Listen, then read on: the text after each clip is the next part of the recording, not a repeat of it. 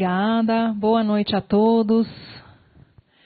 Profundo, né, o tema assim, que a gente vai discutir hoje. Então, para a gente começar a nossa conversa, eu vou sugerir que a gente evoque um pouco da nossa inteligência humana. E vamos fazer isso com 1 minuto de silêncio. Então, eu vou convidar a todos para apoiar os 2 pés no chão, alinhar a sua coluna um instante, fechar os seus olhos, fazer uma respiração profunda.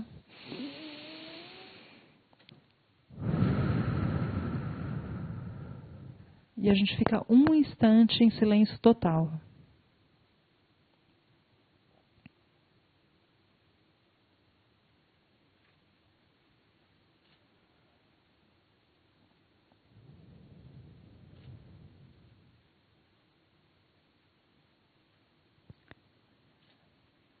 Pode fazer uma última respiração.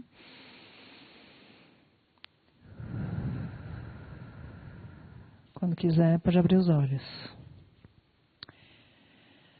Ótimo. Então, me apresentando aqui, né? Meu nome é Santosha. Eu trabalho com cultura de hábitos. Trabalho fazendo treinamentos para pessoas e para empresas que querem transformar os seus hábitos em hábitos positivos para realizar os seus projetos. E pesquiso muito e trabalho muito com ferramentas da inteligência artificial. Então, é uma honra para mim mediar esse debate. E para a gente começar, assim como eu estou fazendo, eu proponho aqui então que cada um dos participantes possa se apresentar para a gente entender qual é o chapéu que cada um usa, qual é o viés que cada um tem olhando para esse assunto. E aí a gente vai começar a ir trazendo os insights do filme, né? Começo até aquecendo aqui para a apresentação de todos, dizendo que algo que me toca muito nesse filme é o momento ali em que eles começam a querer desvendar a estrutura da proteína e chegam à conclusão de que esse é um trabalho de 50 anos. E, puxa vida, né? Pode ser que eu fique aqui e morra frustrado, porque demora um tempo mesmo para pegar essas ferramentas tão potentes e colocar elas na direção de algo que de fato simbolize evolução humana, né? Ao mesmo tempo em que essas ferramentas nos trazem recompensas muito imediatas, de prazeres muito imediatos, de ver uma inteligência artificial ganhando o jogo, performando tarefas de inteligência, é muito impactante ver isso, uau! E a gente corre o risco de ficar hipnotizado por isso e perder esse objetivo aí, que talvez leve 50 anos mesmo, para que ferramentas como essas de fato simbolizem evolução e não involução humana. Porque o impacto que elas têm no nosso cérebro, a possibilidade delas serem utilizadas para fins involutivos é muito grande também. Então, até mesmo a história ali do Demis, né, do protagonista do filme, que tenta aí, as empresas tentam comprar ele, dão lá 1 milhão de libras para você largar os seus estudos e vir trabalhar aqui para a gente. E ele vai falando, não, eu tenho um propósito, tem uma firmeza dentro dele de soltar esses prazeres imediatos, um monte de dinheiro, para seguir um propósito mesmo ali, né? Então eu espero que hoje a gente possa circular em torno de reflexões valiosas para todos nós, uma aterrissagem também dos ensinamentos do filme, e que a gente possa sair daqui mais instrumentalizado para lidar com essa transformação exponencial, inédita na humanidade, nas nossas vidas práticas e no nosso posicionamento no mundo como um todo. Então, introdução feita, vou convidar cada um assim a trazer um pouquinho o seu chapéu, né, quem é você na fila do pão, assim, com que perspectiva você olha para esse assunto, para esse filme, e aí a gente vai começando o debate. Perfeito. Bom, boa noite a todos e todas. É uma alegria assim, imensa estar aqui nessa mostra que foi tão cuidadosamente montada e ter a oportunidade de trocar saberes de uma maneira multidisciplinar. Meu nome é Marina Pfefferbaum, eu sou professora de Direito Digital da Fundação Getúlio Vargas, de São Paulo. faz 20 anos que eu estou naquela escola, então imagina vendo todo o impacto disso nos nossos alunos e alunas. Eu penso, respiro e pesquiso a questão de inteligência artificial, e eu vou discutir bastante a questão ética aqui hoje, principalmente como que o direito dá respostas ou não dá respostas a tudo isso, e como que a gente está nesse momento com muito mais perguntas e dúvidas do que respostas concretas. Então, acho muito legal que a gente possa pensar juntos, refletir sobre esse momento. E aí eu queria até fazer uma pergunta. Quem aqui está super animado com esse momento? Quem está com medo da IA? Quem está com sentimentos misturados? Uma pesquisa feita, né, com pessoas que usam, né, sistematicamente IA em empresas mostra que esse é o sentimento predominante, né, o que eles chamam de mixed feelings. Muito animados, mas porém também com muito medo, né? E acho que a gente precisa verbalizar isso e ter oportunidade de falar isso num cinema. É a coisa mais gostosa do mundo. Obrigada.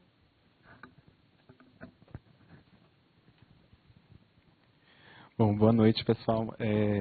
Também queria agradecer muito o convite. Eu sou o Vinícius Silva, eu sou pesquisador na Data Privacy Brasil.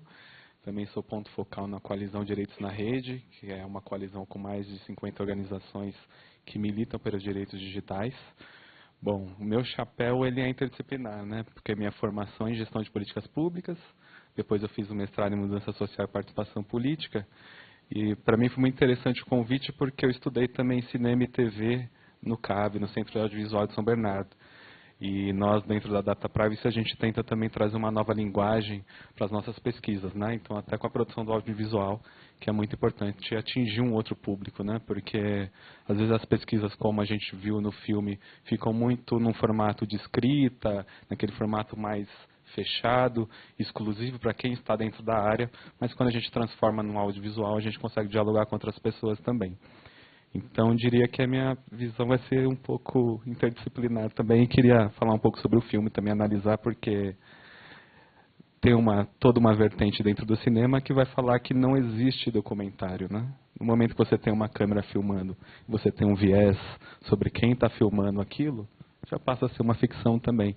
Então, a gente tem também uma visão aqui sobre o Demis que é muito específica. Tem toda uma dinâmica de um herói que quer salvar o mundo. É isso, obrigado. Já chegou aquecendo aí os motores do debate, gostei.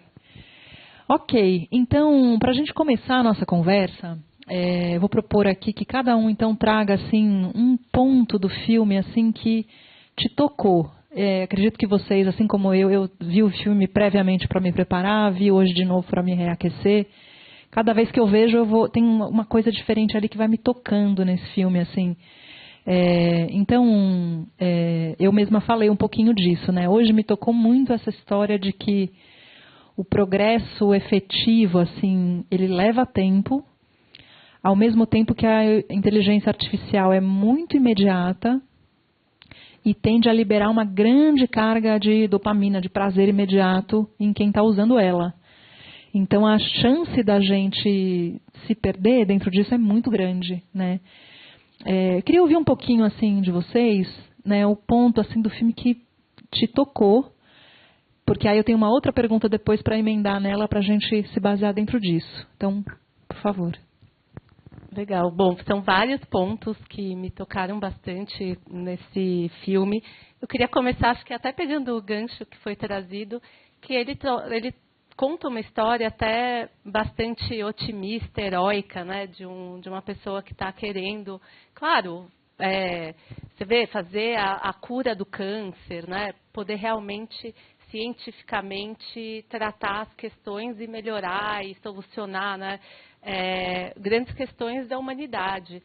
Agora, em poucos momentos do filme, talvez ele mostre realmente os desafios éticos que a gente tem enfrentado com relação ao uso de inteligência artificial. E acho que uma das frases que me marcou muito, né, no filme é quando ele vira e fala o seguinte: olha, a tecnologia ela é neutra, né? Tudo depende muito de como que você vai se apropriar dela. E Será que isso é algo verdade? Não, a gente vê muito, né, na nossa experiência do dia a dia o quanto a tecnologia não é neutra, ela é feita e formatada com escolhas. Por exemplo, tá, e aí fica muito difícil até a gente ter respostas jurídicas concretas de como lidar com esses problemas. Então, um dos desafios que a gente tem hoje é, por exemplo, incerteza jurídica. Quem aqui há 3 semanas atrás não viu o que aconteceu com o Estúdio Ghibli, que viralizou aí no GPT com várias imagens, né? O próprio autor, o Miyazaki, ele ficou extremamente revoltado de ter suas imagens. E aí a questão é, será que essas imagens que a IA começou a copiar, absorver do Estúdio Ghibli, de fato, é uma inspiração ou é uma cópia? O direito está preparado para responder isso? Não. Então, essas incertezas têm acontecido com muita frequência no nosso dia a dia. Ou ainda questões, né, que eu acho que são muito prementes hoje, o quanto que as tecnologias elas são desenhadas para valorizar determinadas notícias, determinados engajamentos, né? Então, a gente vê hoje, existem estudos que mostram que fake news aparecem 5 vezes mais na ferramenta de tecnologia, porque é aquilo que engaja as pessoas, é aquilo que faz com que se chame a atenção, do que notícias verdadeiras. Então, essa tal neutralidade da tecnologia, ela não é real, né? Ela é feita a todo momento de escolhas. E escolhas que muitas vezes permeiam as questões éticas, né? Será que é correto a gente se apropriar de todo esse conhecimento, se apropriar dos desenhos do Miyazaki e começar a reproduzi-los assim? Isso é ético ou não, né?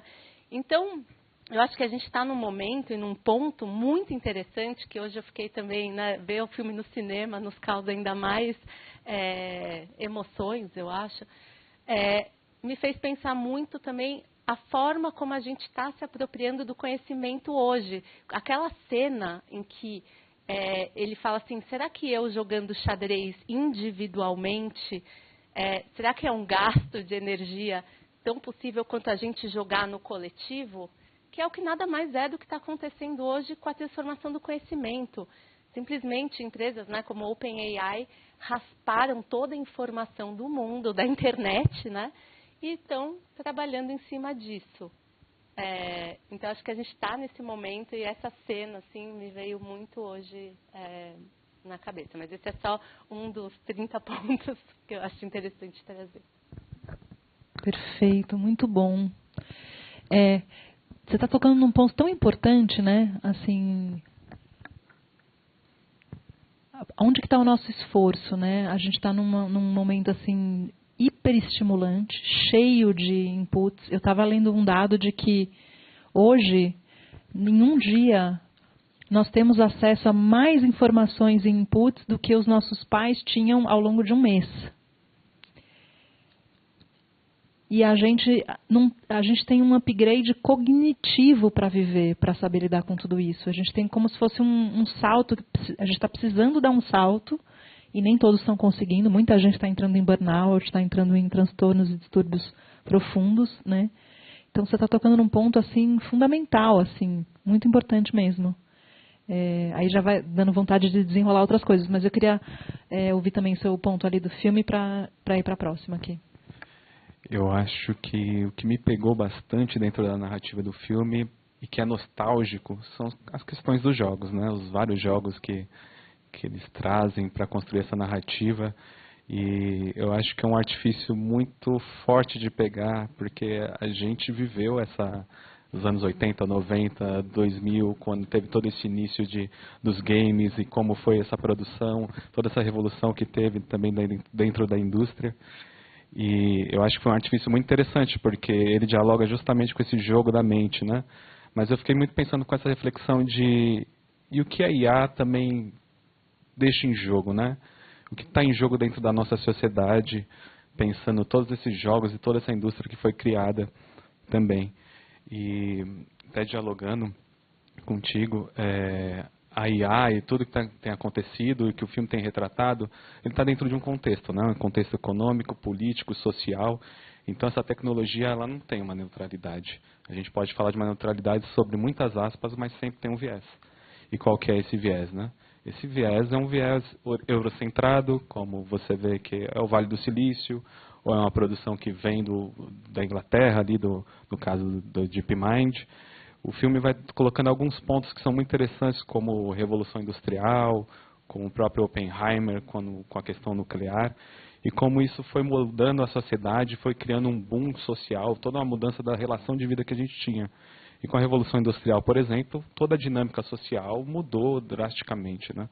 Então, você tinha períodos longos de trabalho, crianças trabalhando, a questão do Oppenheimer, você tem Hiroshima, Nagasaki, Chernobyl, e o capitalismo venceu também, né? Então, tem essa questão do Google e como as empresas capturam as grandes pesquisas também, né? Então, a pesquisa que antes poderia gerar, e gerou de uma certa forma, benefícios sociais, era capturada por uma Big Tech.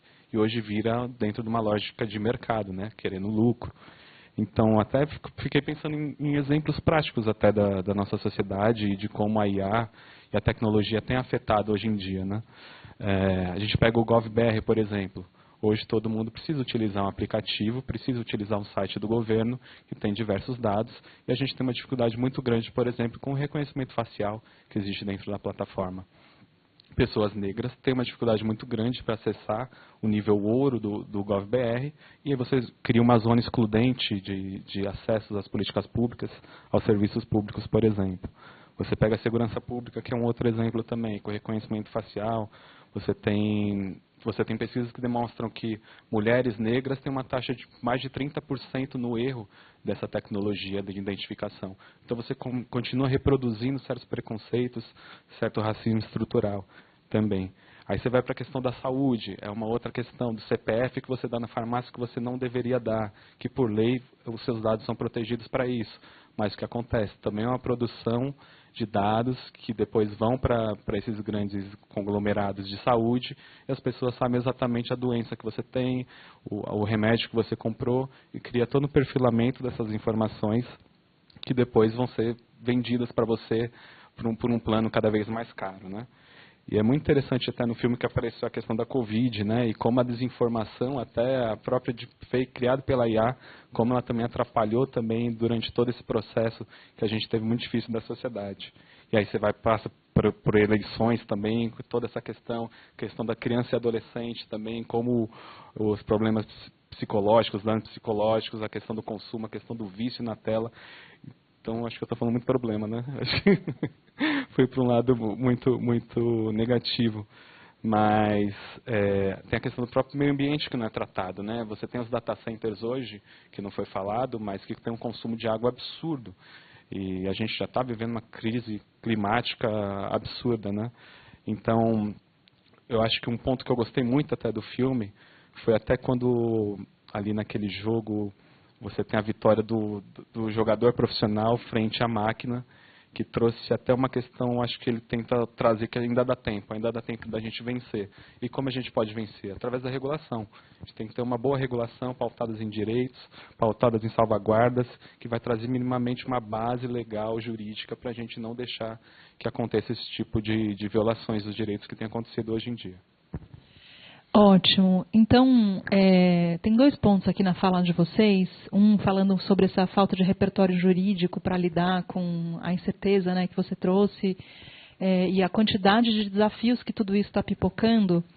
Isso me lembra um pouco um livro que ele até nem é tão recente. É um livro do Thomas Friedman, que é um colunista ali do New York Times. Deve ter aí seus 15 anos já. Um livro que se chama Obrigado pelo Atraso. Ele tem esse nome porque o Thomas Friedman, o trabalho dele como colunista dependia de uma reunião que ele fazia toda segunda-feira de manhã com as fontes dele, que iam mostrar o que estava acontecendo de tendências na semana, e a partir disso ele ia ali entender o que ia ser a coluna da semana. Então, antes dessa reunião não tinha trabalho, né? E sempre atrasavam para esse café da manhã de segunda-feira que ele tinha ali, 15, 20 minutos. Nesse tempinho de intervalo, que dava ali um silêncio, não sei ainda o que eu vou fazer, né? Ele usava isso para escrever reflexões, pensamentos. E dessas reflexões e pensamentos nasceu esse livro, Obrigado pelo Atraso. Então, agradecendo todos ali por atrasarem, porque criaram esse gap no tempo para ele desenvolver essa nova teoria ali do livro. O que ele está falando nesse livro? Né? Que a gente tem forças no planeta hoje que estão aceleradas. A tecnologia, que como nós estamos falando aqui, essa neutralidade da tecnologia, talvez até na infraestrutura possa existir, mas não, é uma coisa difícil ainda de estar realmente preservada, assim, né? Mudanças climáticas, movimentos migratórios. Então, essas forças aceleradas estão se desenvolvendo numa curva exponencial. A gente está vendo isso na inteligência artificial, né? Crescendo numa curva exponencial. Não é que a cada ano, a cada semana, a cada mês, acontecem mudanças muito significativas, né? Só que os nossos sistemas, o sistema jurídico, o sistema econômico, ele se desenvolve numa curva linear. Então, não sei se você concorda com isso, gostaria muito de saber o seu ponto de vista, né, Marina? Mas então, o que acontece? A gente vê uma inovação tecnológica. Aí o sistema jurídico ele vai tentando ali se ajustar, se adaptar para poder regular. Quando ele consegue regular, aquilo já está obsoleto. Então, o que ele está trazendo nesse livro? Né? Que a gente está diante de um salto quântico que precisa ser feito pela humanidade para acompanhar essas forças que estão aceleradas. E esse filme traz um pouco disso para nós também, assim, né? E aí eu queria ouvir um pouquinho de vocês, assim, o que vocês entendem que é esse salto quântico? Aonde que a gente, enquanto humanidade, né, está precisando se desenvolver para lidar com esse momento de forças aceleradas em mudança de uma forma positiva, né? Estou falando isso no nível individual, cada um de nós usando inteligências artificiais, e estou falando no nosso posicionamento para o mundo também, de uma forma mais macro. Deu para entender a pergunta? Então... Bom, acho que tem várias coisas nessa pergunta aí que eu queria começar a explorar, né? Primeiro, voltar até uma frase que você falou do quanto que nós cognitivamente não estamos preparados para esse volume de informação, né, que a gente tem. Então, de fato, a IA ela vem para reduzir muito da complexidade dessa informação, personalizar as nossas experiências, né? Criando, acho que vou colocar uma palavra, né, que você não disse, mas como eu chamo, essas consequências com várias externalidades que ela traz. Então, externalidade desde o ponto de vista cognitivo, né, que, claro, às vezes não é que o Google está lá, vou destruir a humanidade, né, o Facebook, a Meta, né, mas criam coisas que têm externalidades complicadas. Desde quando você coloca um filtro no seu Instagram e que você vê, né, adolescentes ficando disfuncionais e indo para cirurgiões plásticos, falando eu quero ser igual a esse filtro, né? E aí vem depois regulações na Inglaterra, por exemplo, que você não pode ter influencer vendendo produtos usando filtros, né? Então, o direito sempre correndo atrás para tentar mitigar essas externalidades. Agora, eu acho que a pergunta que a gente se faz e que eu me faço todo dia, estando, né, nesse papel do direito, será que o direito ele pode trabalhar de uma maneira em que a gente mire a ética? Será que a gente pode direcionar de uma maneira ética essas inovações? E aí eu acho que as respostas elas divergem muito com o que está acontecendo hoje, né? Então, você tem a União Europeia, que foi lá, fez uma regulação extremamente complexa, que eles chamam, né, até uma regulação que é mais à prova de futuro, porque ela é uma regulação baseada em risco.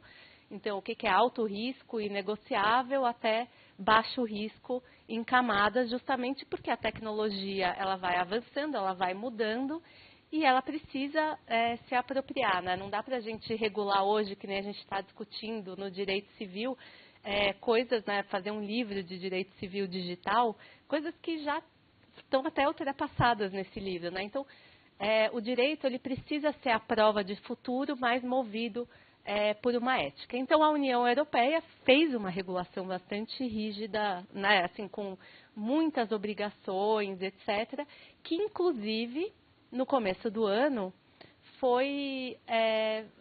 foram ditos, né, pela própria União Europeia que talvez tenha sido um caminho muito exagerado em busca dessa ética.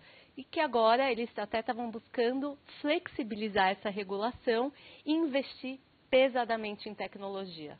Estados Unidos, por outro lado, né, tem um approach bastante diferente, que é assim, vamos rápido e o mais rápido possível. Então, realmente não interessa uma regulação.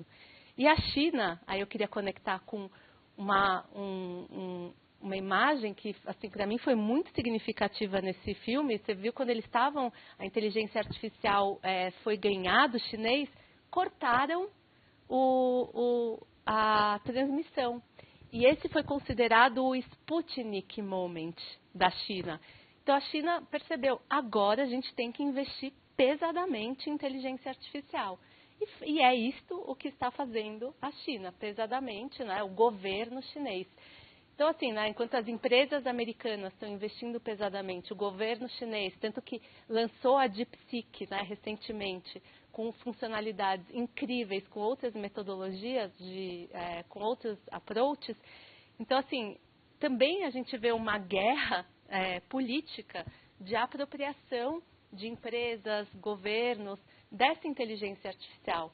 Mas eu queria trabalhar essa reflexão pensando assim, né? Você perguntou, mas é economia, etc.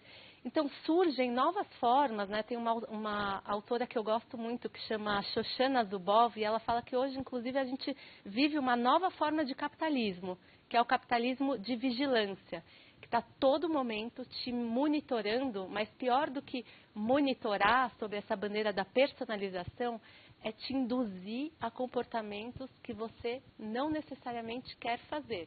Como, por exemplo, comprar um sapato da Dafit que eu comprei outro dia. Eu não estava querendo. Mas eu fui tão bombardeada e fui induzida a comprar um bendito sapato. Então, assim, essa é a crítica da Shoshana, desse capitalismo de vigilância e dessa indução de comportamento, que foi o que aconteceu em eleições, né? Que acho que esse é um ponto que você comentou.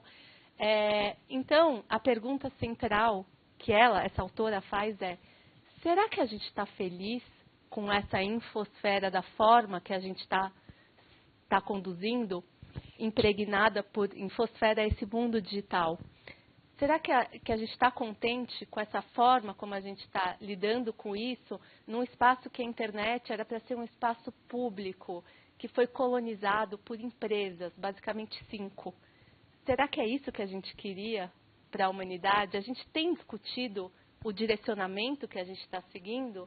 Então, acho que é isso. Acho que nós não estamos discutindo, e quem está produzindo a inteligência artificial está orientada aos seus interesses econômicos, que não são necessariamente os interesses de uma democracia. Perfeito. De um planeta do qual a gente quer construir.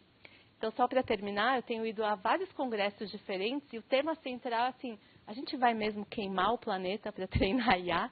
Quem fez esse acordo que eu não estou sabendo, né? Então, muito interessante agora, ambientalistas, assim, muito preocupados com os impactos climáticos que a gente vê na nossa cidade. Antes recebemos alerta, né, de chuva e perigo. Então, acho que precisamos pensar muito nessas externalidades que você trouxe.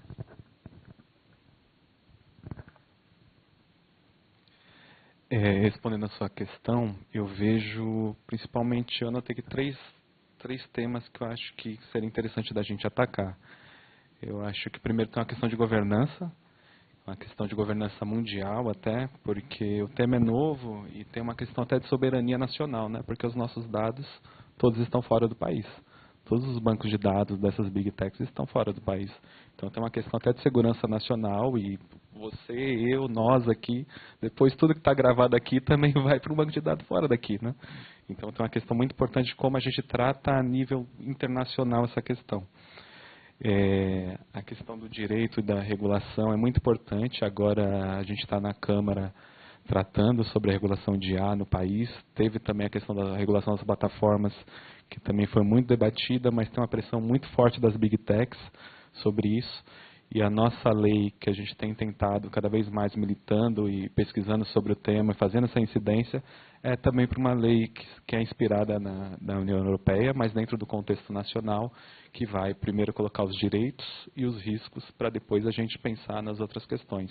Então, sempre tentando envelopar de uma forma que fique mais robusto, mais pesado, uma lei que vai ser mais difícil, né, mas das Big Techs até conseguirem se estabelecer dentro desse sistema, mas que vai garantir os direitos e as salvaguardas legais para a gente conseguir ter uma responsabilização, que seria esse terceiro tema. Porque foi muito engraçado no filme, até a posição do Demis, como ele fica como um grande salvador da humanidade e tem toda essa narrativa do herói, mas quando tem esses problemas, ele coloca para um nível, precisa regular. Alguém precisa fazer, os governos precisam se mexer.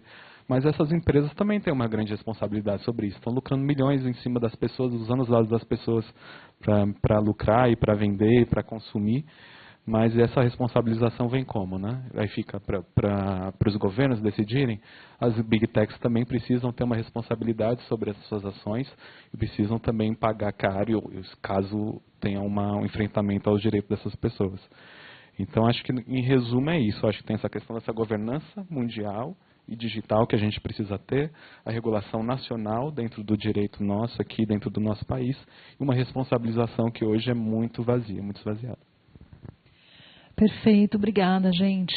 Queria aproveitar, a gente já aqueceu, já tocou aqui em pontos que eu acho bem importantes. Não sei se alguém gostaria de trazer alguma questão, alguma dúvida, trazer algo aqui para nós, para a gente continuar conversando. Nós temos aqui uma pauta extensa, grande, né? Ali, perfeito. Aí a gente poderia até abrir uma rodada, assim, se tiver mais alguém assim que gostaria de falar ou perguntar, 2, no máximo 3 pessoas aí para a gente poder trocar mesmo assim, né? Circular mais. Oi, boa noite. Pode falar seu nome, um pouquinho da onde você vem? Meu nome é Sully, eu queria perguntar um pouco sobre direitos autorais, né? Porque ficou bastante em aberto essa questão do direito intelectual. A IA, o que ela pega? Ela pega o pensamento de uma pessoa que talvez tenha elaborado um tema há 10 anos de estudo de uma forma rápida e passa para milhares de pessoas que vão usar esse conteúdo e vão criar, e vão fazer livro, e vão fazer camisetas, e vão lucrar em cima de uma pessoa que talvez tenha estudado o tema há muitos anos, né? Então, eu queria perguntar essa questão do direito autoral e encaixando também nisso, por exemplo, quando eu crio uma imagem no IA e ele me passa algumas informações e eu crio alguma coisa, eu posso assinar como sendo minha? Ou ficou uma coisa meio em aberto? É minha essa arte, vamos dizer um exemplo, uma arte. Eu peço para o IA uma arte baseada no Picasso e faço alguma coisa diferente. Então, eu posso assinar como sendo minha? Essa é uma pergunta que eu gostaria de saber também em relação ao direito autoral. Vou trazer um tempero para... Suri, né, o seu nome? Vou trazer um tempero, assim, para a pergunta da Suri. Eu estou acompanhando uma pessoa aqui que está estudando... fazendo um curso de business para publicação de livros e aprendendo ferramentas que tem a ver com novos sistemas internacionais da Amazon, de produção de livros, que basicamente tem braços para utilizar a própria inteligência artificial para ir encontrando os nichos de mercado, os interesses, para encontrar caminhos de um livro vendável, para criar capítulos de um livro existente que estejam de acordo com... Quer dizer, não é só que a autoria virou uma questão, mas até mesmo o impulso criativo humano, ele está sendo balançado por tudo isso, né? Mas acho que você traz um ponto assim, Suri, bem importante. Vamos ouvir a segunda pergunta para a gente fazer essa rodada e aí a gente abre para as respostas aqui, tá? Boa noite, meu nome é Michele. Na verdade, não seria bem uma pergunta, mas um comentário baseado na questão dos dados, né? Que esqueci o nome dele, estava falando. Basicamente, essas empresas elas têm dados, assim, todos os dados que a gente tem disponíveis, assim, digitalizados no mundo, né? Elas usam isso para construir algo, ganham dinheiro em cima disso. E um comentário assim, em cima de uma frase que teve, na verdade não é uma frase, é o desenvolvimento deles que eles falaram lá do Alpha Zero, que uma hora que ele fala, né, que assim, a gente basicamente zerou e ele começou agora aqui a construir jogadas meio que do nada. Assim, eu achei até um pouco arrogante, assim, porque como assim do nada? Ele criou essas jogadas baseadas em todos os conhecimentos anteriores. Aí ele fez jogadas inovadoras, mas baseado nesse aprendizado da humanidade, né? E ele fala assim, não, a gente jogou fora e agora ele começou do zero, AlphaZero. Achei até meio arrogante, assim. E, então, assim, um comentário, assim, porque eles pegam esse conhecimento, né, e estão ganhando dinheiro em cima disso, e depois, em algum momento, de uma forma até meio arrogante, fala, não, a gente está zerado, sem conhecimento nenhum humano. Eu achei muito louco, assim, ele falar isso. E aí, até baseado nisso também, quando ele disponibiliza, né, aquela questão das proteínas e tal, eu achei, assim, parece uma coisa super altruísta e tal, mas, assim, basicamente é como se fosse um pagamento também por tudo que está sendo consumido ali e utilizado para ganhar tudo que eles estão ganhando, né? Enfim, é mais um comentário. Achei meio arrogante ali e depois parecendo um ato super altruísta, mas, assim, é quase como se fosse um pagamento mínimo. Perfeito, que eu acho que também dialoga muito com o ponto da autoria, assim, né? Acho que estamos num tema aqui comum. Então, vamos abrir aqui as rodadas de respostas, aí depois a gente abre mais um turno de perguntas, tá? Você está aqui na fila. Não só... vou de trás para frente, que esse comentário me fez lembrar uma cena também relacionada com o AlphaZero, que eu acho importante falar, e depois chega nesse ponto da autoria, que a inteligência artificial, sempre, quando eu dou aula, né, lá no Direito, isso é muito legal, a gente sempre dá aula, eu dou aula junto com um cientista da computação, para falar menos besteira sobre IA, né, sempre bom estar bem acompanhada. E um dos vídeos que ele mostra é um treinamento da OpenAI, de 2 bonequinhos, depois coloquem no Google e vejam esse filme, que é muito interessante, aprendendo o jogo de pique-esconde, nesse modelo, que é esse modelo igual do AlphaZero, em que eles aprendem as regras sozinhos. E aí, depois de muito treinamento, no primeiro os 2 começam bobinhos, que nem mostrou no filme, 2 bobinhos, se achando no pique-esconde facilmente. E no final do treinamento, eles já estão fazendo coisas absolutamente antiéticas. Então, o bichinho está pulando, né? Regras que, não, claro, não foram imputadas na máquina, mas para nós, seres humanos, né? Então, para dizer o quanto que a IA ela não é imputada de ética, né? E aí a gente vai discutir essa questão ética da autoria, de que como a forma do qual as regulações de direitos autorais eram feitas até hoje para a criatividade humana, protegendo a criatividade humana.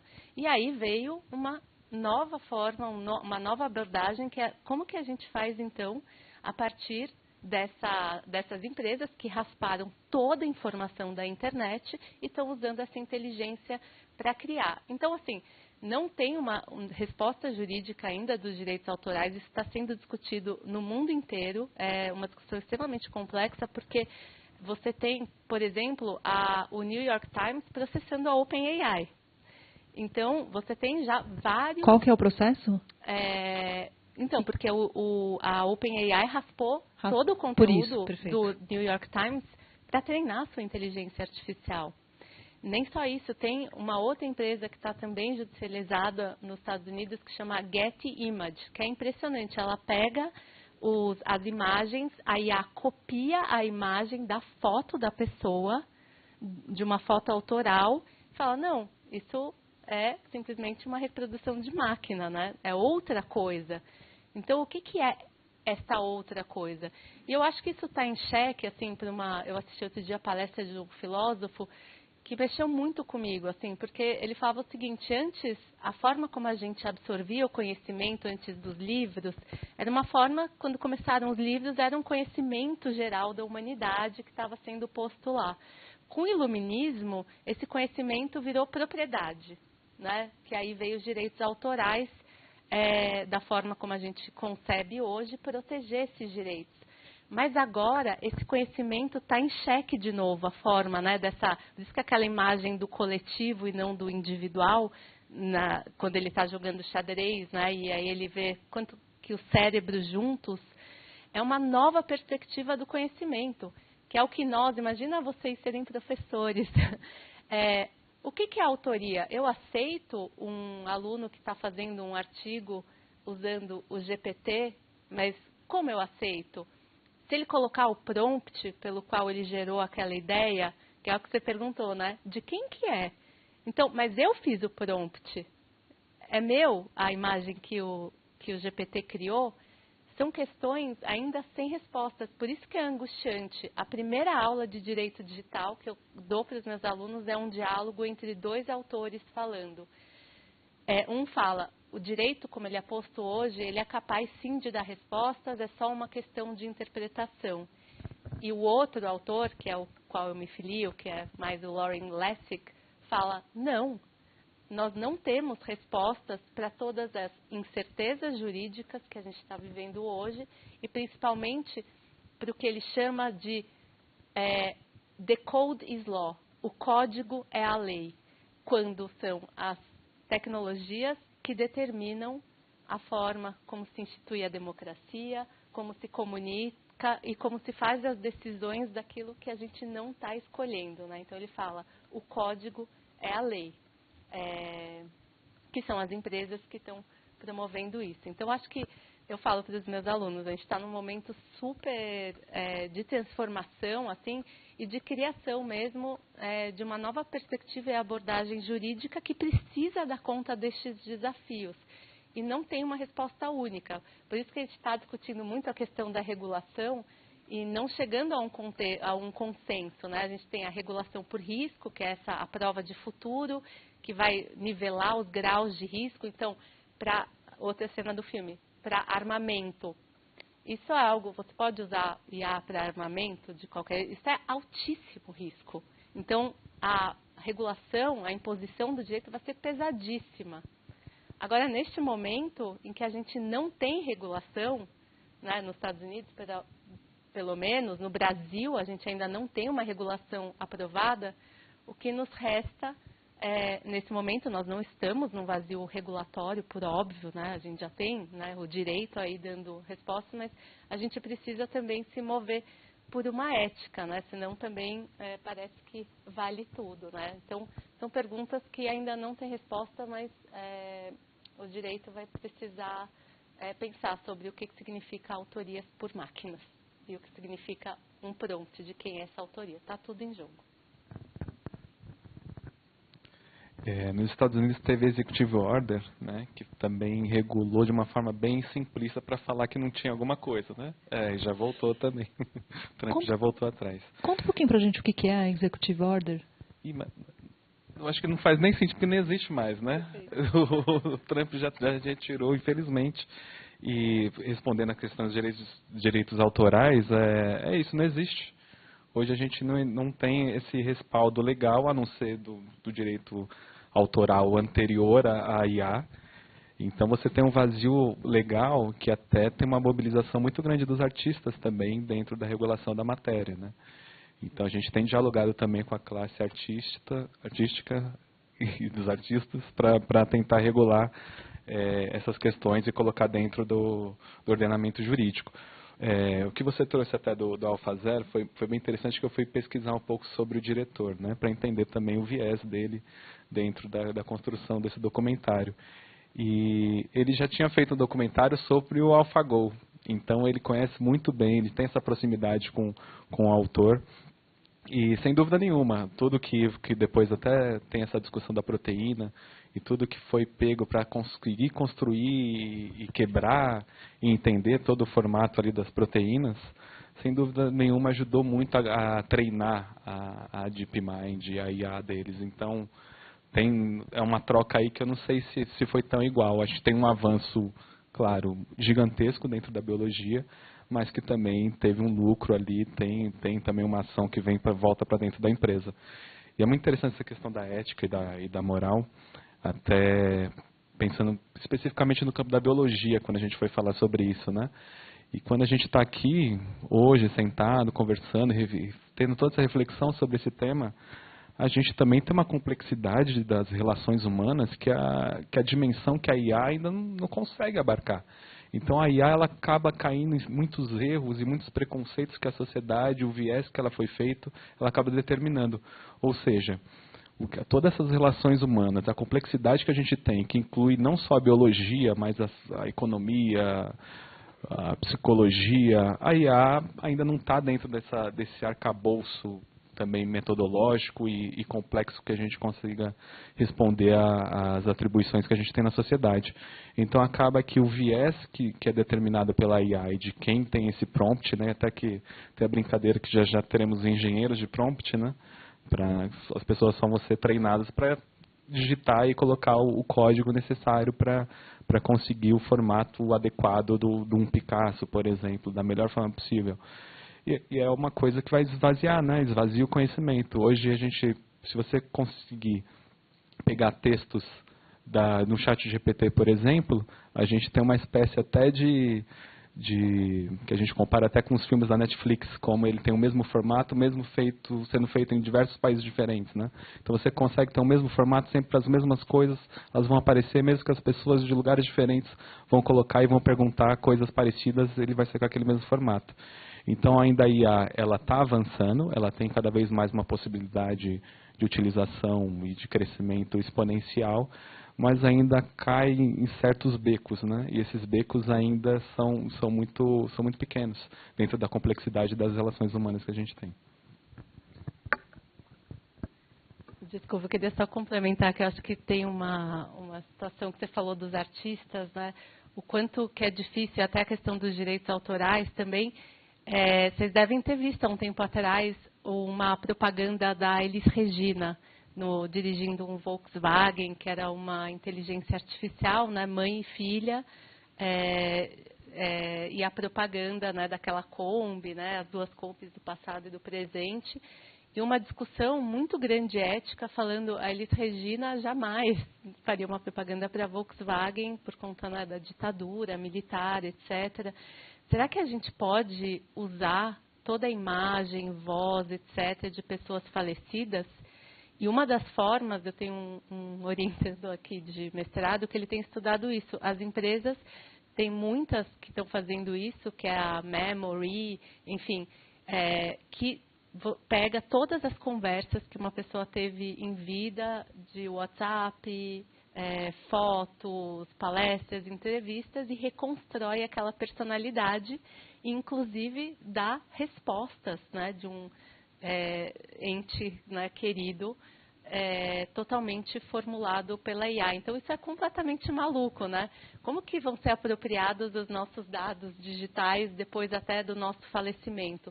Tudo isso tem sido seriamente discutido pelo direito, porque, de fato, a gente não pode, né? Nossa personalidade, né? Nossos valores. Então, é muito interessante ver como essas transformações da tecnologia têm transformado o direito cotidianamente, assim, em pequenas coisas, inclusive a forma como as pessoas estão usando o GPT como um companheiro digital, né, como psicólogo, como amigo, porque ele sempre dá uma resposta acolhedora, uma resposta simpática, e aí se discute muito assim, o que é essa resposta, o que é a verdade, o que é a pós-verdade. Então, acho que tem muitos temas aí que a gente precisa se preocupar com a inteligência artificial. Eu estou aqui pensando, né, como diriam os Beatles, help, né, um pouco assim. Mas você está falando um pouquinho aí da pós-verdade, e tem um outro termo aí que tem aparecido muito, que é a pós-realidade, inclusive, assim, né, que é para além da gente não ter esse nublado de discernimento entre o que é verdade e o que não é, a gente começa também a ter isso em relação à própria realidade, assim, né? O que é real. Então, você está trazendo esse exemplo das pessoas tendo esse contato aí com a inteligência artificial. Eu estava lendo uma pesquisa recente mostrando que o principal uso que se faz das IAs hoje em dia é como terapeuta, né? Buscando um uso terapêutico. E isso é muito sério, né? Isso está mostrando o lugar também onde as pessoas estão. É como se a gente estivesse dando uma arma poderosíssima na mão de uma criança ferida, né? No caso, 8 bilhões de pessoas que talvez, eu estava falando um pouco daquele salto que a gente estava precisando dar para acompanhar essa aceleração, talvez seja um salto de amadurecimento, de consciência mesmo, né? Mas que é algo assim também difícil de estimular, de de propor, né, de criar mesmo, assim. Então, são realmente temas muito profundos, assim, que a gente está levantando. Eu sei que nós temos 2 pessoas ali na fila, você e você, então vamos abrir, e você. Então vamos abrir, acho que vamos passar pelos 4, o que você acha? Vamos passar pelos 4, se começar a ficar muita informação, a gente corta um pouquinho, faz uma rodada de respostas e continua, mas acho que podemos, então. Santos, só aproveitar o gancho, né, que após esse debate a gente vai exibir um outro filme sobre IA, chamado Você Eterno, que fala exatamente desse caso de construção de perfis nas IAs de pessoas que já morreram. Então é uma abordagem do filme mais crítica, com uma reflexão também da psicanálise, é um filme super interessante, vai ser exibido logo após esse debate. E provavelmente mais um momento da mostra eu vou pegar o horário de da próxima sessão, além de hoje, para falar para vocês, tá? Mas é domingo às 4? Pronto. Mas quem tiver um tempinho e quiser ficar aqui embora meia-noite, dá para ter um banho de ar hoje.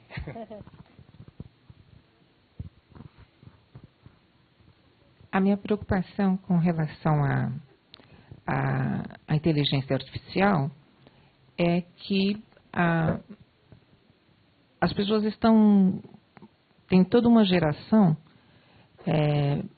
que a gente pode observar que foi criada sem um aprofundamento, sem um arsenal para poder discernir e fazer escolhas, né? Isso porque desde o ensino fundamental não teve elementos suficientes para poder escolher, então fica essa coisa assim que pejorativamente chama-se o gado, que seria a Maria vai com as outras, as pessoas não sabem fazer as próprias escolhas. Então, quer dizer, no fundo a sociedade tem uma dívida com essas pessoas que elas foram enganadas, elas receberam diplomas, receberam promoção escolar e não tiveram esse fundamento, essa fundamentação para poder ter discernimento de fazer as próprias escolhas. E então elas entram nessa dissonância cognitiva e aí eu acho que nesse aspecto elas não vão saber diferenciar, não vão ser, vamos dizer assim, estar a um degrau de uso. E eu achei interessante também, a Inglaterra não faz parte da União Europeia, né? Ela não fez o acordo para a União Europeia. E os Estados Unidos, então, quer dizer, ela está fazendo esse desenvolvimento, essa empresa, entre os Estados Unidos e a Inglaterra, que são 2 países que estão fora desse consenso e nunca tiveram mesmo um consenso, porque foram os países que fizeram uma colonização de extinção de minorias ou das pessoas que lá existiam, né? Quer dizer, eles fizeram uma colonização desprezando o material humano que existia lá. Então, quer dizer, quando os Estados Unidos, por exemplo, praticamente dizimaram todos os indígenas que existiam, a Inglaterra, vamos dizer assim, que era a língua até que ficou predominante, na Tasmânia eles fizeram a mesma coisa, na Austrália quase que a mesma coisa, restam muito poucos, de uma cultura autoral mesmo, uma cultura autóctone, né, desses lugares. Então, e a equipe mesmo, ela é muito pouco diversa, né? Ela não abrange todos os elementos humanos, étnicos mesmo, que poderiam dar uma contribuição. Então, conclusão, como ela começou a Revolução Industrial, ela explorando absurdamente, ela está imaginando que vai fazer isso de novo. Porque é o mesmo modelo colonizador, né, de extinção de parte das pessoas que estão fora, né, do nosso projeto. Então, é uma forma colonizadora, né? Então, eu tenho essa preocupação, gostaria de dividir com vocês, com quem está aqui, né, com relação a isso, essa reflexão.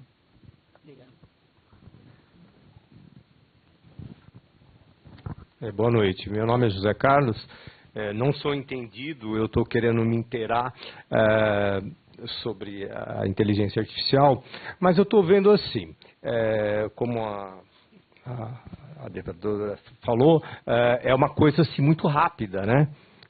A inteligência artificial, Ontem era um comecinho, hoje já está lá em cima, né? E a gente fica fora, né? Eu não sou uma pessoa muito ligada, e inclusive hoje uma aula de letramento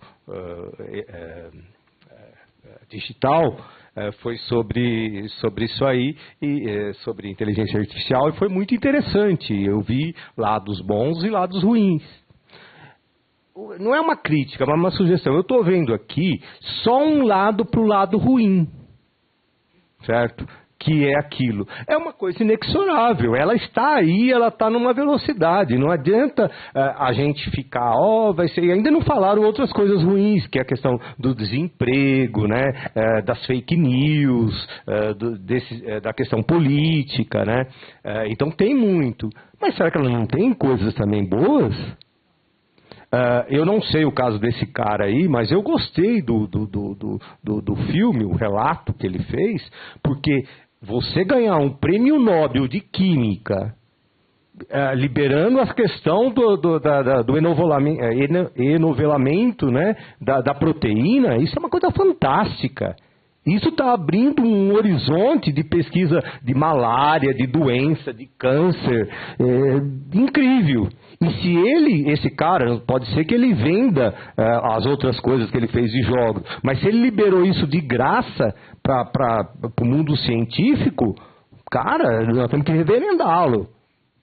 Nesse sentido, o filme, eu estou falando o filme em si, essa parte da proteína, eu não sei a questão dos jogos, se ele tem outra, porque ele não deixou de ganhar não sei quantos milhões para vender, então ele foi um cara idealista.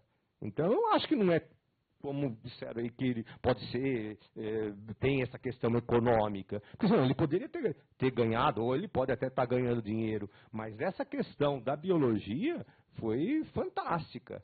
Né? E você vê dia a dia, surgiu uma vacina tal.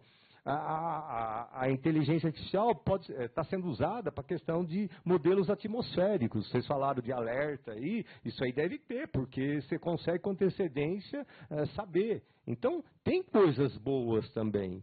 Mas agora, como foi dito, tem que ter a tal da regulação, né? A regulação é fundamental, né? Então eu acho que para a gente conviver tem que ser isso, né?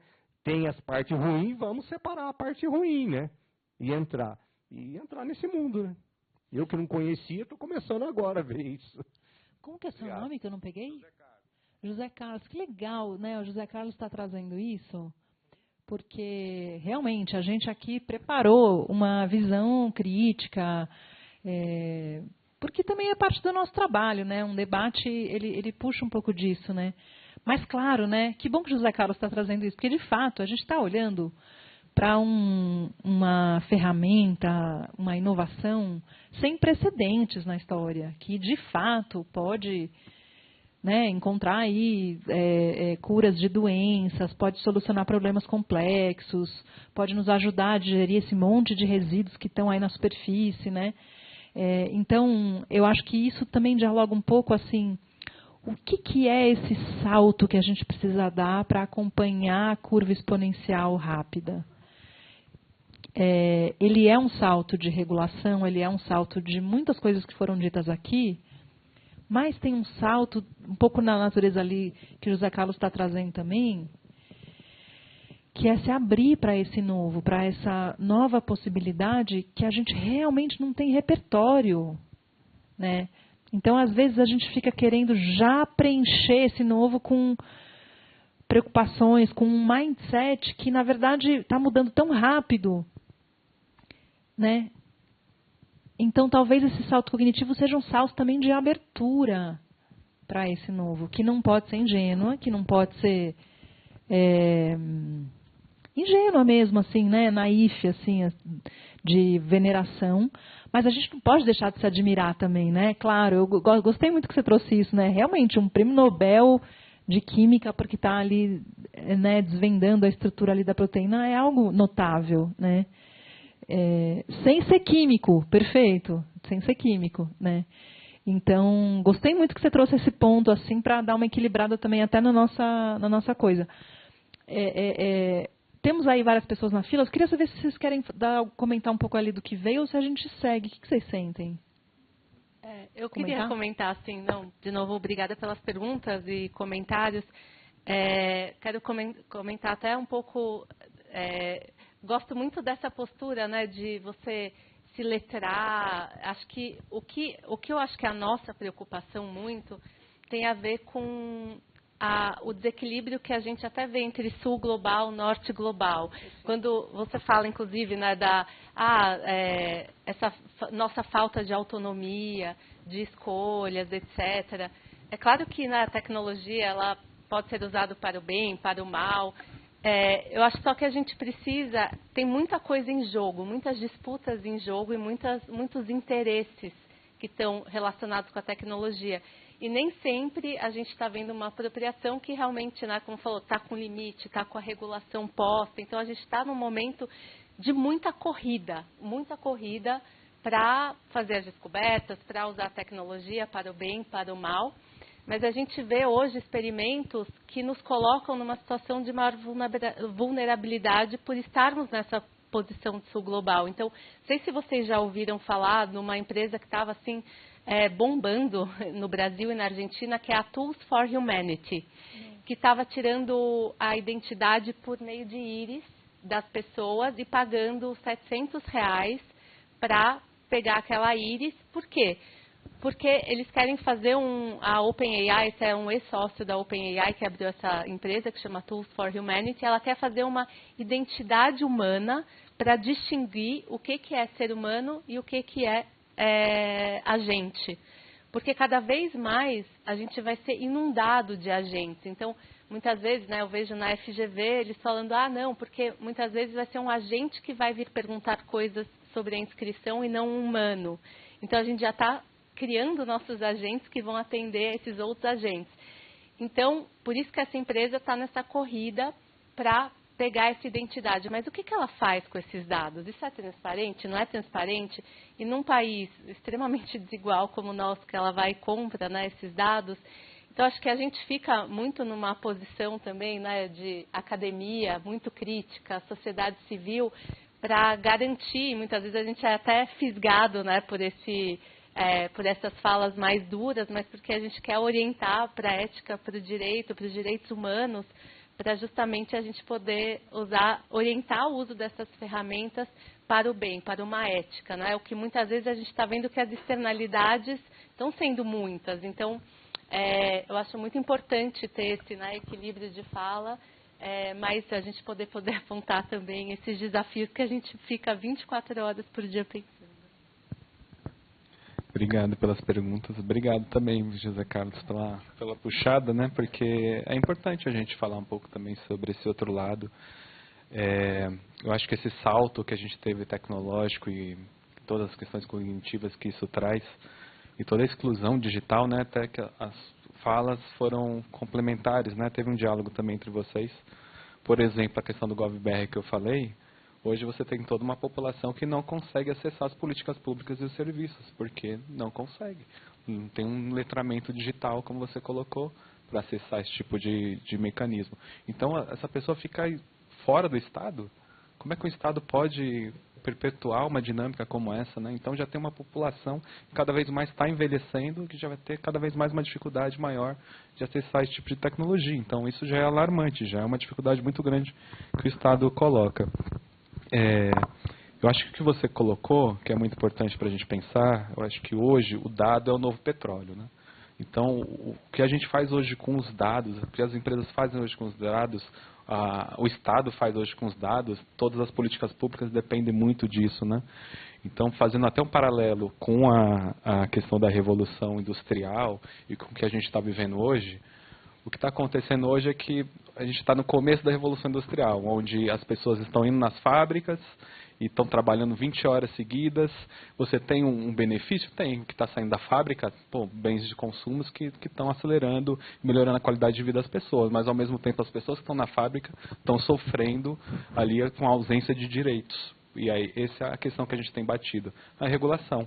Eu acho que a ferramenta, a IA, está aí, a gente precisa utilizá-la, como foi utilizado na questão da proteína. É um avanço gigantesco mas a gente precisa utilizá-la dentro de um arcabouço jurídico, legal, que garanta os direitos das pessoas, que ninguém vai sofrer nenhum tipo de violência dentro desse processo, porque hoje é isso que está acontecendo, a gente tem uma ausência, enquanto tem essa ausência, as empresas estão lucrando cada vez mais, trabalhando em cima dos dados das pessoas.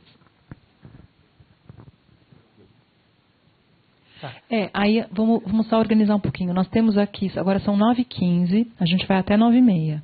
A gente tem 2 perguntas inscritas que estavam aqui e aqui. Depois a gente passa para você aí atrás. Ou você é bem linkada com o que a gente acabou de falar, não? Então, vamos começar por ali. Aí a gente tem esses 3 aqui que estão inscritos, provavelmente são os últimos que a gente passa.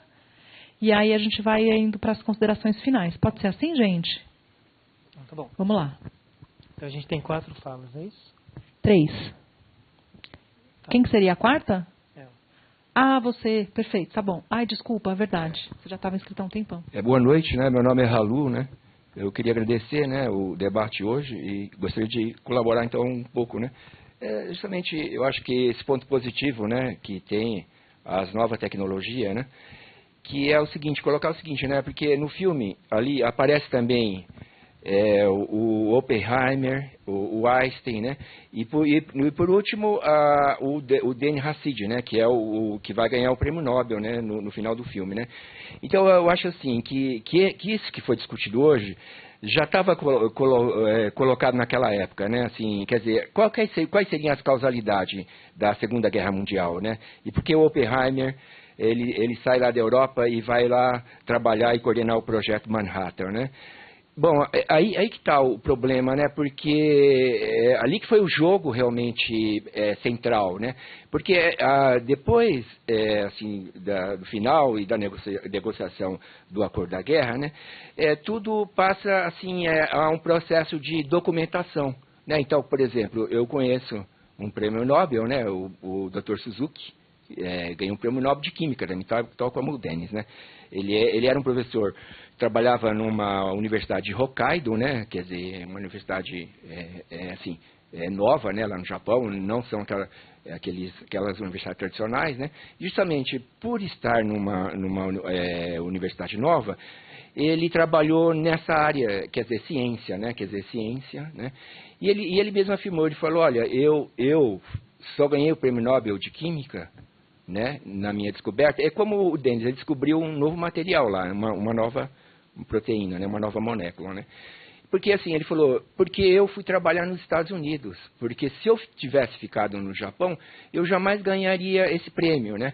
E nos Estados Unidos, o meu orientador, Dr. Brown, que já tinha sido um Nobel, né? Ele fez minha documentação, me preparou para mim ser um novo Nobel, né?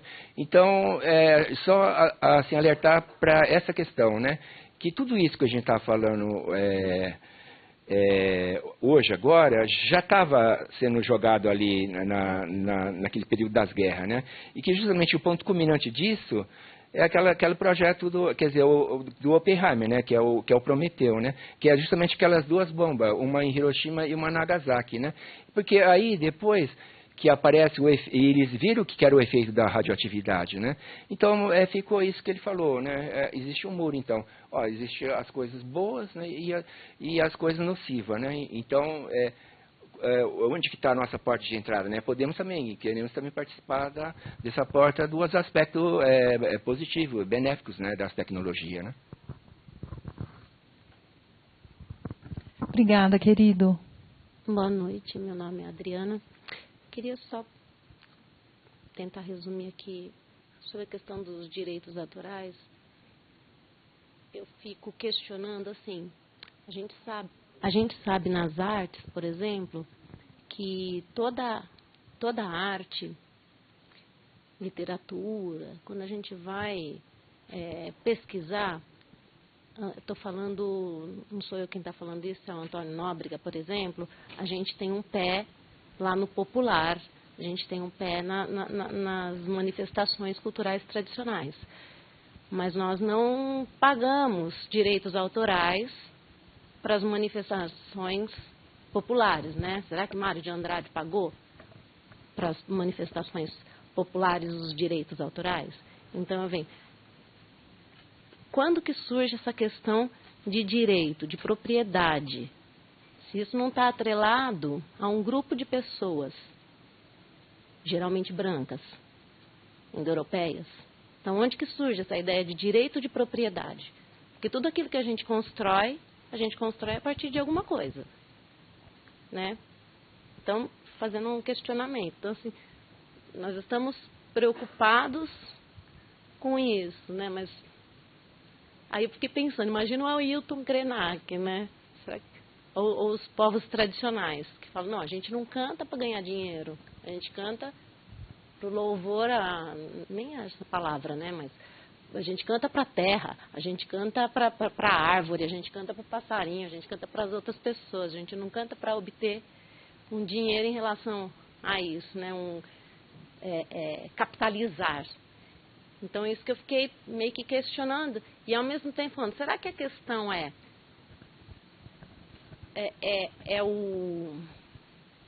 de fato a IA ou será que é o modelo em que um modelo social em que a gente está inserido, né? Que é o capitalismo. E aí a gente está no momento do mundo em que tudo é acelerado. Ontem a gente viu o filme das emissões de carbono, 10 mil anos lá. Aí depois de 1870 para cá, o negócio sobe assim, quem viu o filme de ontem.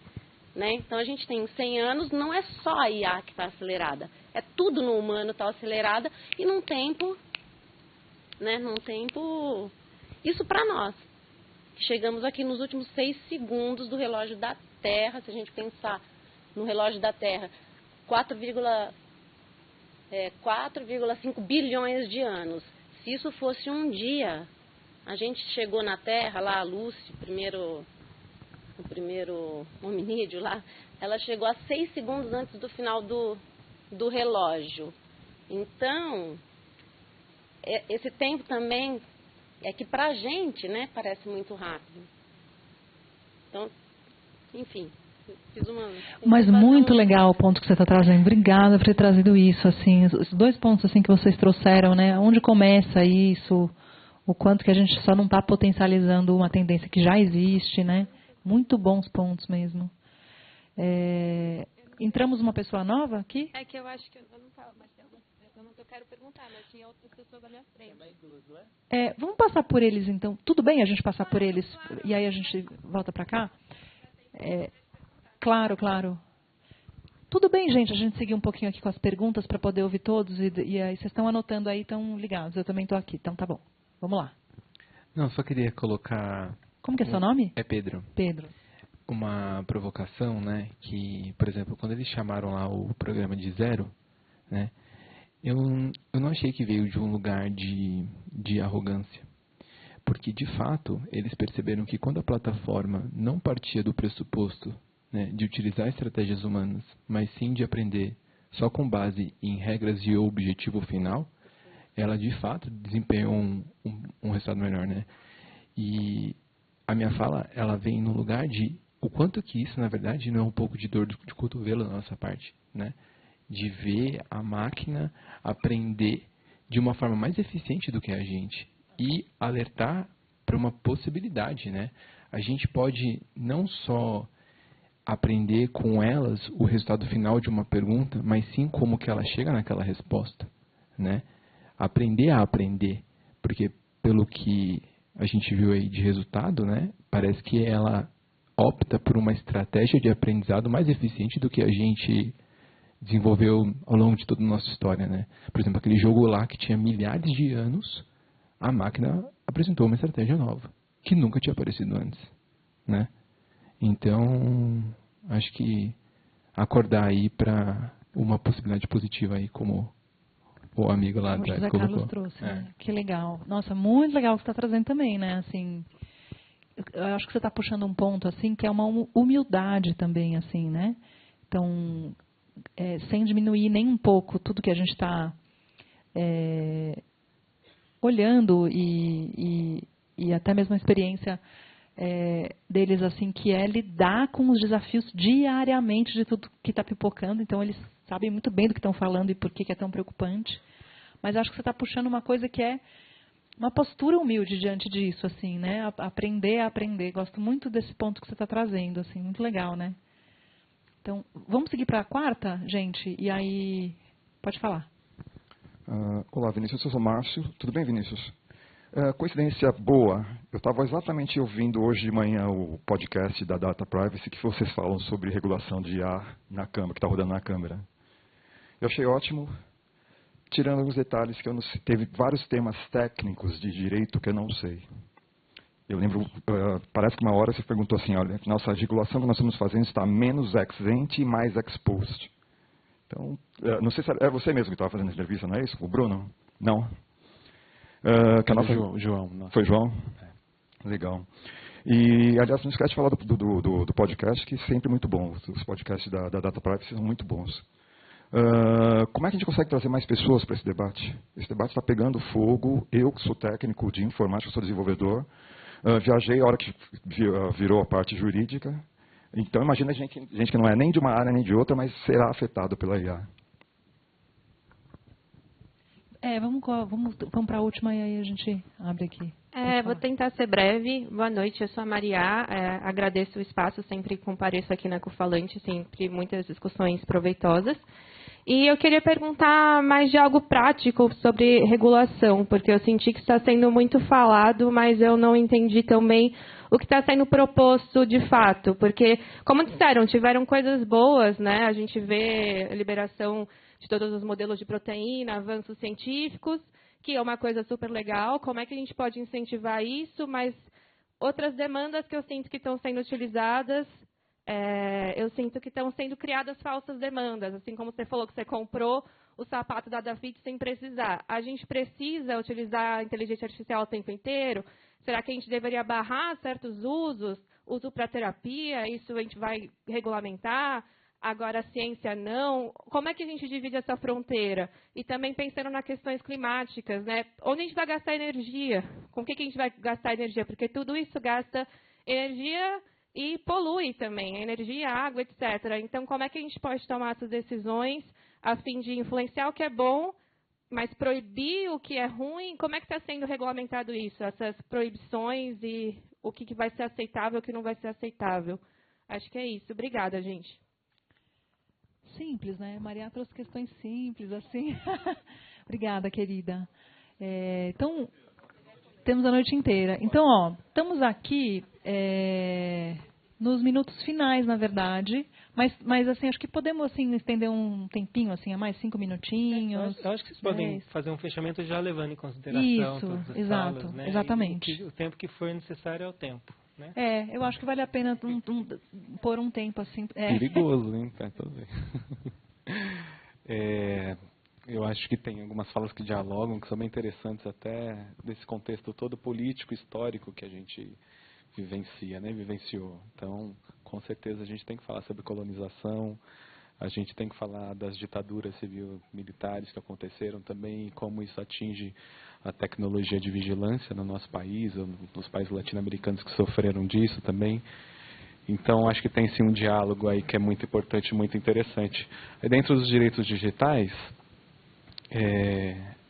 a internet ela foi criada, né, dentro do ambiente militar, mas ela tem todo também um ativismo e uma internet livre, né, que vem questão de Linux. Então tem também toda uma galera que pensa esse lado de compartilhamento, né, da gente construir uma internet que seja de todos, que a gente consiga construir aqui, pensar e jogar na rede, outra pessoa do outro lado do mundo tem uma ideia e a gente vai construindo em comunhão. Mas a gente tem esse sistema ao qual a gente vive, né? Então a internet tem toda uma cooptação pelo sistema que a gente vive. Então a gente tem as big techs que tem todo um negócio sobre isso, as plataformas que não são reguladas e todo o processo que tem de consumo que é feito dentro desse lugar, né? Foi legal a sua provocação, Toro, falando sobre zero, né? E eu acho que é interessante que mostra também no filme, e o exemplo que você deu também, de como ela é treinada muito em cima do racional, só do racional, né? Então, acredito que sim, eu acho que a gente consegue chegar em algumas respostas ali, e sem ego nenhum, a gente utilizar a máquina para fortalecer, nos ajudar a crescer como sociedade, mas como a gente perde essa parte da ética e moral, né? que a máquina tem uma dificuldade de aprender, até porque a sociedade tem questões éticas e morais que são seculares, né? A questão do racismo estrutural, xenofobia, LGBTQIA+, fobia. Então, tem várias questões que são muito difíceis. E aí, como você vai treinar uma máquina para conseguir também acompanhar essa complexidade? Eu acho que tem algumas coisas que são interessantes, como a questão da proteína, né? Que fica um pouco ausente, talvez, dessas questões éticas, mas tem outras que não. Então, acho que é um campo que é bem interessante para a gente pensar. A questão da regulação, obrigado, é o nosso podcast.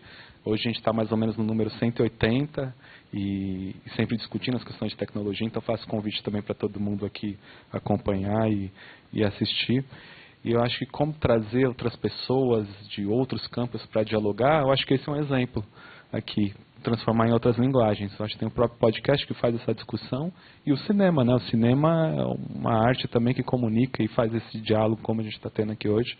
E agradeço de novo a oportunidade para a gente conversar e trocar uma ideia franca também, falar o lado bom, o lado ruim, de uma forma bem honesta também. Eu acho que isso populariza o tema e a gente se sente um pouco mais pertencente também e da sociedade que a gente quer construir. Então essas linguagens, outras linguagens da arte também nos faz refletir e participar um pouco mais desse processo. E eu diria que a regulação, o que a gente está tentando fazer é uma regulação pautada na proteção dos dados pessoais, nesses direitos fundamentais que a gente tem construído já antes dentro do direito. Então, a internet é algo novo. Então, vamos colocar todo esse arcabouço jurídico legal também dentro desse algo novo. Eu acho que essa é a ferramenta que a gente está tentando trazer dentro da regulação. E principalmente essa questão dos riscos, né? Porque quando você vai para uma questão da saúde, a questão da segurança pública, você tem um altíssimo risco e é onde você cai nesse campo da discriminação, por exemplo. E para fechar, eu queria dizer que eu também gosto de esperançar, entendo toda a complexidade, como Paulo Freire fala, né, esperançar como uma ação. Então, entendo toda a complexidade, sei como a gente vive um sistema que é opressor e tem toda essa dificuldade de toda essa cooptação que as Big Techs têm dentro do nosso sistema, mas a gente não pode abaixar a cabeça e achar que isso é normal. Acho que a regulação pautada em direitos, uma regulação com salvaguardas jurídicas legais que vão trazer um arcabouço jurídico para a gente conseguir constituir uma sociedade melhor e a gente consegue, de uma forma do compartilhado, como foi feito da proteína, compartilhar a informação, trocar e construir de uma forma interdisciplinar, a gente consegue usar a inteligência artificial também de uma forma benéfica e tirar esses frutos também. É isso, obrigado. Bom, já que a gente está caminhando para o final, eu já queria só começar agradecendo muito esses comentários brilhantes. Acho que é uma oportunidade, como eu falei, estar num cinema, assistir um filme e poder dialogar com tanta multidisciplinariedade que tem aqui é fantástico. E aí essa última cena do filme, que eu acho que tudo muda quando entra a bióloga no time, né, que ela fala... uma mulher para resolver todos os problemas e uma bióloga de uma outra área para mostrar o quanto que nossos saberes, né, são cada vez mais multidisciplinares e que a gente precisa resgatar também saberes tradicionais, saberes da universidade, né, como foi falado aqui. Mas eu queria terminar também falando que a gente tem muito mais perguntas do que respostas nesse momento. Quem fala que tem respostas está mentindo, pode ter certeza. Muito mais angústia, dúvidas. E eu queria trazer uma fala aqui do próprio Luciano Floridi, que é um dos professores que eu mais admiro, que é de Oxford, e ele é da área de Direito e Tecnologia. Ele fala: nós somos a última geração a transicionar do ambiente offline para o online. Nós não sabemos como lidar com toda essa mudança e aceleração que a gente tem hoje. Então, a gente está errando, está acertando. A gente vê, né, a proibição dos celulares na escola para criança, etc. Todo mundo tentando e buscando essa agenda e melhorar a humanidade, poder trazer o que há de bom da tecnologia. E existem muitas falas falando: não, a gente não deve regular porque isso vai atrapalhar a inovação. A gente precisa acelerar e rápido o suficiente. É contra essas falas que eu acho que a gente está indo, que a gente precisa orientar a inovação. A gente precisa ter orgulho do que a gente está construindo, né? Então, me orgulhar de ver um prêmio Nobel que é um cientista que ganha um prêmio Nobel de Química, né? Mas eu não me orgulho, né, das armas que estão sendo geradas com inteligência artificial. Então, a regulação ela vem para isso, para trazer o que é aceitável na humanidade, que é o risco, né? O que causa muito risco, como, por exemplo, os dados pessoais de saúde, o que significa dar tipos de informações, etc.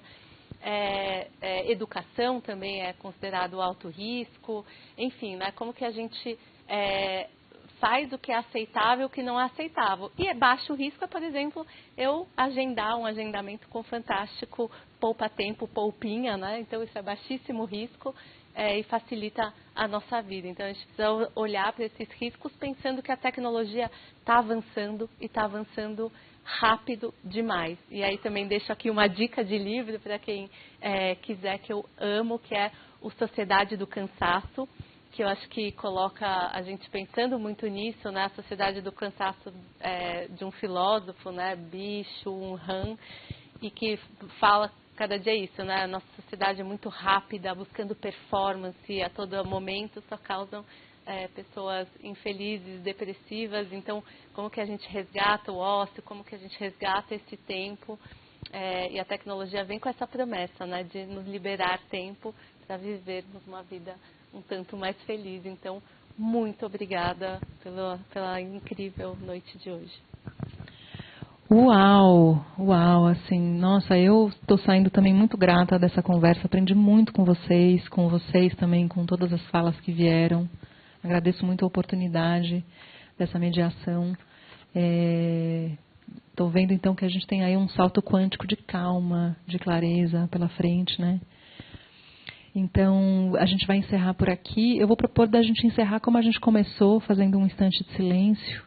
Podemos? Então, vou pedir para a gente apoiar os 2 pés no chão, um instante, alinhar nossa coluna, fechar os olhos, fazer uma respiração profunda.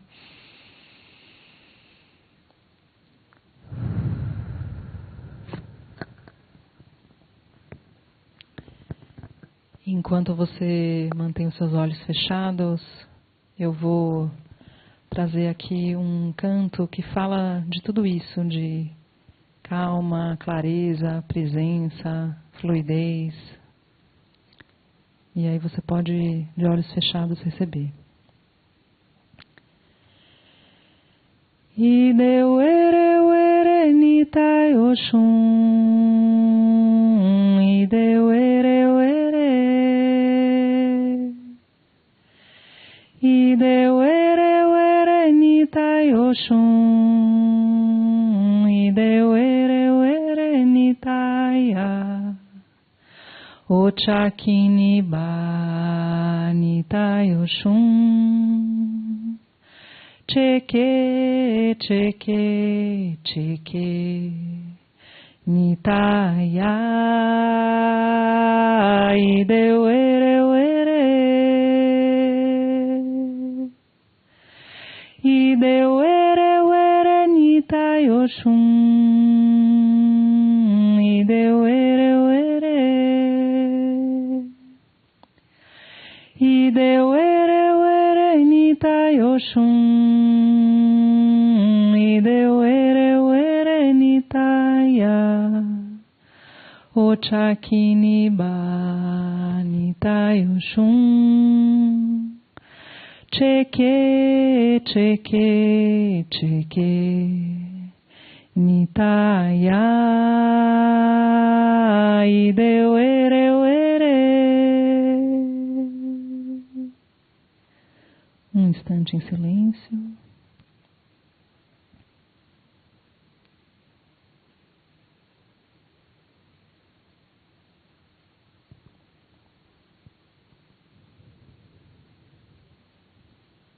Podemos fazer uma última respiração.